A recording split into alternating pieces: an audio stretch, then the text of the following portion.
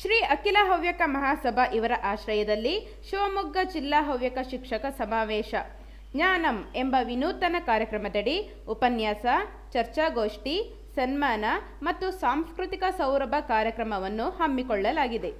ದಿನಾಂಕ 22/2/2026 ಭಾನುವಾರದಂದು ಬೆಳಗ್ಗೆ 6:30ರಿಂದ ರಾತ್ರಿ 9 ಗಂಟೆಯ ತನಕ ಶ್ರೀ ರಾಘವೇಶ್ವರ ಸಭಾಭವನದಲ್ಲಿ ಹಮ್ಮಿಕೊಳ್ಳಲಾಗಿದೆ ಎಂದು ಪತ್ರಿಕಾ ಭವನದಲ್ಲಿ ಪತ್ರಿಕಾಗೋಷ್ಠಿ ನಡೆಸಿ ತಿಳಿಸಿದರು.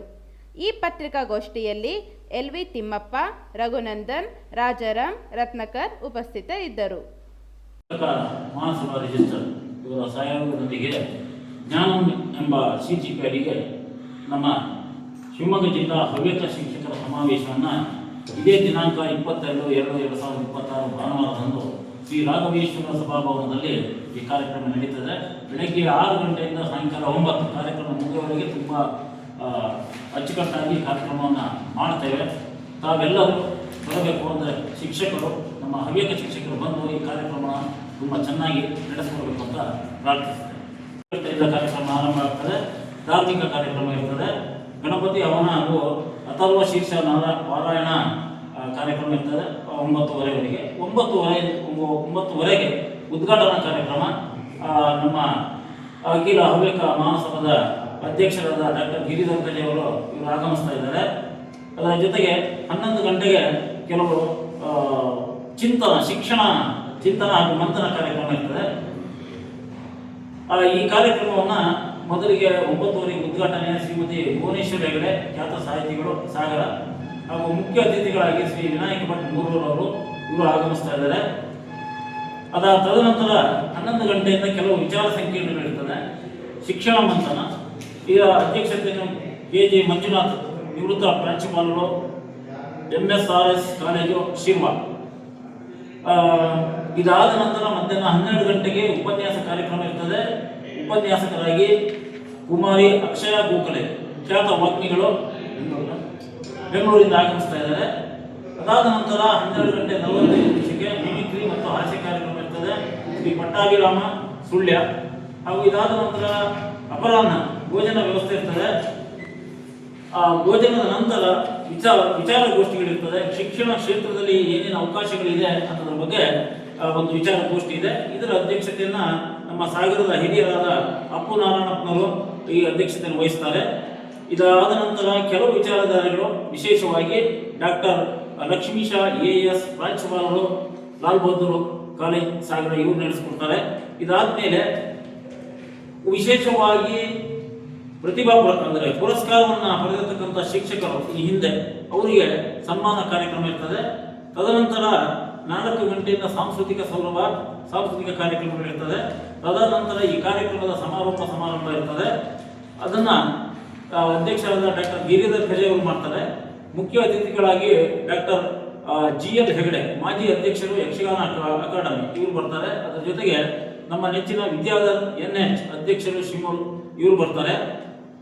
ಅದಾದ ತದನಂತರ 81ನೇ ವಿಶ್ವ ಹವ್ಯಕ 81ನೇ ವರ್ಷದ ನೆನಪಿಗಾಗಿ ತೃತೀಯ ಹವ್ಯಕ ಸಮ್ಮೇಳನವನ್ನು ಕಳೆದ ವರ್ಷ ಅತ್ಯಂತ ಯಶಸ್ವಿಯಾಗಿ ಡಾಕ್ಟರ್ ಗಿರಿಧರ್ ಕಜೆ ಅವರ ಅಧ್ಯಕ್ಷತೆಯಲ್ಲಿ ನಡೆದಿರುವಂಥದ್ದು ಒಂದು ಐತಿಹಾಸಿಕ ದಾಖಲೆಯಾಗಿದೆ.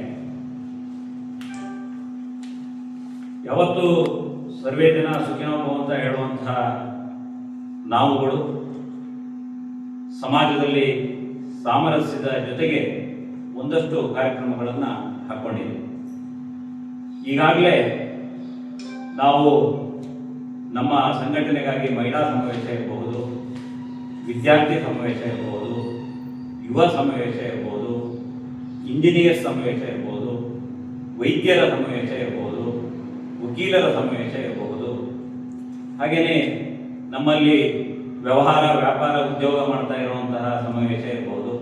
ಈ ನಿಟ್ಟಿನಲ್ಲಿ ಅನೇಕ ಸಮಾವೇಶಗಳನ್ನು ಪ್ರಾದೇಶಿಕವಾಗಿ ಮಾಡಿದರೆ ಬೆಂಗಳೂರಿನಲ್ಲೂ ಕೂಡ ಮಾಡ್ತಾ ಬಂದಿದೆ.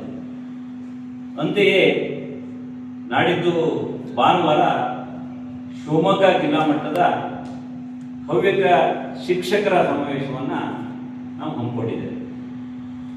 ಈ ಶಿಕ್ಷಕರ ಸಮಾವೇಶದಲ್ಲಿ ಶಿಕ್ಷಣ ಸಂಸ್ಥೆಯಲ್ಲಿ ಕೆಲಸ ಮಾಡ್ತಾ ಇರತಕ್ಕಂಥ ಎಲ್ಲ ಎಲ್ಲ ನಮ್ಮ ಹವ್ಯಕ ಬಂಧುಗಳು, ಅದು ಅಂಗನವಾಡಿ ಕಾರ್ಯಕರ್ತರಿಂದ ಹಿಡಿದು ಬಿಸಿ ಊಟ ಮಾಡೋದ್ರಿಂದ ಹಿಡಿದು ಇಂಜಿನಿಯರ್ಸ್ ಕಾಲೇಜ್ ಲೆಕ್ಚರ್ ಇರ್ಬೋದು, ಮೆಡಿಕಲ್ ಕಾಲೇಜ್ ಲೆಕ್ಚರ್ ಇರ್ಬೋದು, ಅಲ್ಲಿವರೆಗೆ ನಾವು ಇರುವಂತಹ ನಮ್ಮ ಶಿಕ್ಷಣ ಸಂಸ್ಥೆಗಳಲ್ಲಿ ಕೆಲಸ ಮಾಡ್ತಾ ಇರುವಂತಹ ಶಿಕ್ಷಕರು ಮತ್ತು ಶಿಕ್ಷಣ ಸಂಸ್ಥೆ ನಡೆಸ್ತಾ ಇರುವಂತಹ ನಮ್ಮ ಸಮಾಜ ಬಂಧುಗಳು ಇವರು ಈ ಸಮಾವೇಶದಲ್ಲಿ ಪಾಲ್ಗೊಳ್ತಾ ಇದ್ದಾರೆ. ಇಡೀ ನಮ್ಮ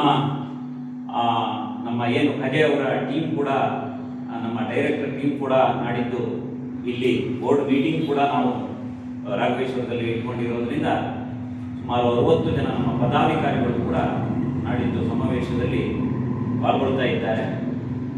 ಹೀಗಾಗಿ ಇಂತಹ ನಮ್ಮ ಹೆಮ್ಮೆಯ ಹಿರಿಯರು ಕಟ್ಟಿರುವಂತಹ ಈ ಹವ್ಯಕ ಮಹಾಸಭೆ ಬಹುಶಃ ಇವತ್ತು ಹೆಮ್ಮರವಾಗಿ ಬೆಳೆದಿದೆ. ಖಜೆಯವರ ನೇತೃತ್ವದಲ್ಲಿ ಒಂದು ಒಳ್ಳೆಯ ಆಡಳಿತದ ಟೀಮ್ ಇದೆ, ಒಂದು ಗುಂಪಿದೆ.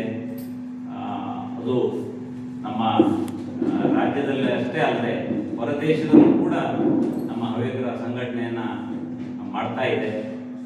ಇಂತಹ ಸಮಾಜ ಸಮೂಹ ಇವತ್ತು ನಮ್ಮ ಈ ಸಾಗರದಲ್ಲಿ ನಾಳೆ ನಡೆಯುವಂತಹ ಸಮಾವೇಶದಲ್ಲಿ ಏನೇನು ಕಾರ್ಯಕ್ರಮ ಇದೆ, ಯಾವ್ಯಾವ ರೀತಿ ನಾವು ಕಾರ್ಯಕ್ರಮವನ್ನು ಅದನ್ನು ಯಶಸ್ವಿಯಾಗಲಿ ಮಾಡಿದ್ದೇವೆ ಹೇಳುವಂಥದ್ದನ್ನು ನಮ್ಮ ಪ್ರಧಾನ ಸಂಚಾಲಕರು ಮತ್ತು ಪ್ರಚಾರ ಸಮಿತಿ ಸಂಚಾಲಕರು ನಿಮಗೆ